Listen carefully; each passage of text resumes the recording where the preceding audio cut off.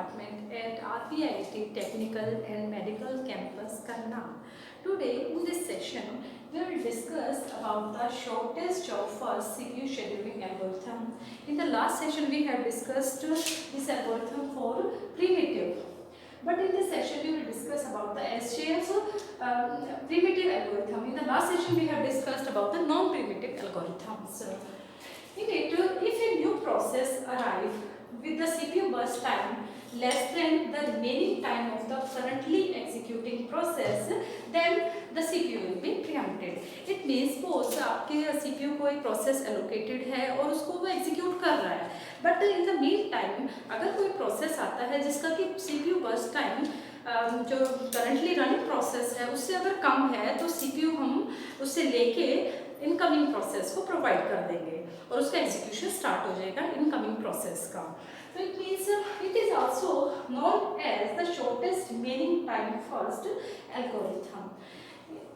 We will discuss this criteria in this example.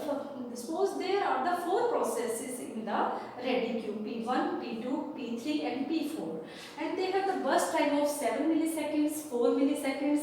P3 has 1, P4 has 4 milliseconds burst time, and these are the arrival time of these processes in the ready queue. Now this is the Gantt chart for this one. Firstly, CPU will be allocated because we have only one process P1 in the ready queue. So the CPU will be allocated to P1. It will execute for 2 milliseconds. After completion of the 2 milliseconds, another process P2 has also arrived into the ready queue. It means we will compare the remaining time of P1, that is 5, and the burst time of the currently coming process, that is P2, that is 4. We will compare it. It has the less burst time than the remaining time of P1. So the CPU will be provided to P2. It means for 0 to 2, P1 will be executed.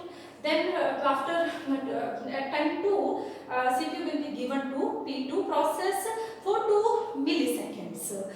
After the completion of total 4 milliseconds, P3 has been arrived with the burst time of only 1 milliseconds, and P2 has the remaining time, that is 2.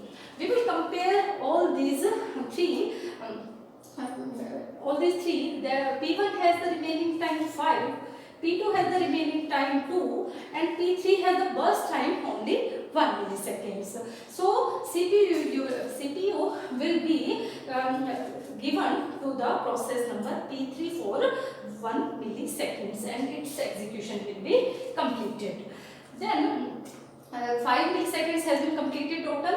Then P4 will be arrived into the ready queue with a burst time of 4. It means we have the three processes. P1 has 5 milliseconds, P2 has 2 milliseconds, and P4 has a burst time of 4 milliseconds.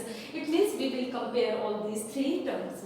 It means P2 has the least remaining time. It means we will allocate the CPU to P2. After completion P2, we will give the CPU to P4. It means for 4 milliseconds, it means 7 to 11 milliseconds तक आपका ये P4 है वो complete हो जाएगा, और उसके बाद जो है हम CPU इसको provide करेंगे P1 process को. It means the waiting time of P1 is equal to 11 minus 2. It means 2 है वो 2 milliseconds के लिए तो उसके पास ही रहा है CPU. It means it will not be included in the waiting time. It means 11 minus 2, it means 9. And the waiting time of P2 is equal to 5. This is the Gantt chart से आप देख सकते हो कि यहाँ पे जो value होती है वही उसका क्या होता है, वेटिंग टाइम में इंक्लूड करते हैं. 5 minus 2, क्योंकि 2 मिलीसेकंड्स के लिए P2 ही एग्जीक्यूट हुआ है, इसमें से माइनस 2, और इसका अराइवल टाइम भी कितना है आपका 2 है. It means minus 2. It means the value will be 1. And the waiting time of P3 is equal to 4 minus arrival time is 4. It means 4 minus 4 is equal to 0. It means P3 को कोई wait करने की requirement नहीं रही.